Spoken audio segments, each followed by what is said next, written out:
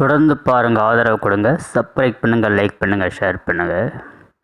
ஆஹா கல்யாணம் தொடரில் அழகி சூர்யாவுக்கு காபி போட்டு கொண்டு வந்து கொடுக்குற, கையெல்லாம் சுட்டுடுது.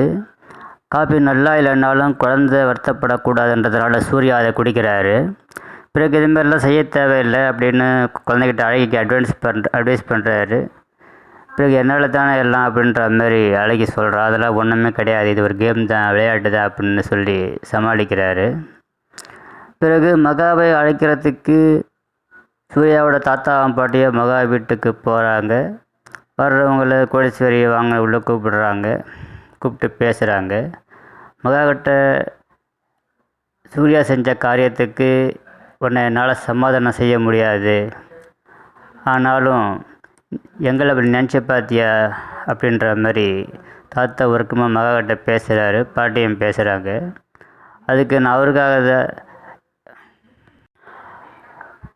புருஷனோட அன்பு எனக்கு கிடைக்கல அப்படின்னும்போது நான் எப்படி அந்த வீட்டுக்கு வர முடியுன்ற மாதிரி மகா வீட்டுக்கு வர மறுத்துடுறாங்க.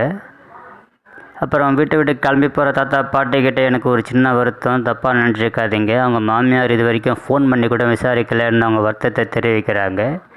வீட்டுக்கு வர தாத்தா பாட்டி ராஜலட்சுமி கேட்குறாங்க, என்னாச்சு மகா வரலையா, நீங்கள் கூப்பிட்டீங்களான்னு கேட்குறாங்க.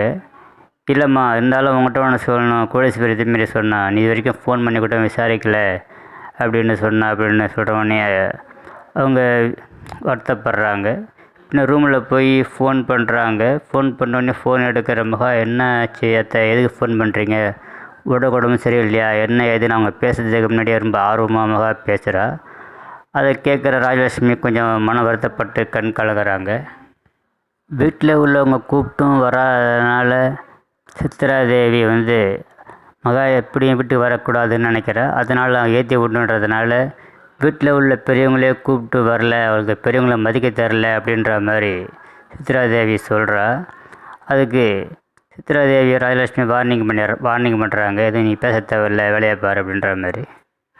சித்ராதேவியை மகாவை கூப்பிட அவங்க வீட்டுக்கு கிளம்புறாங்க.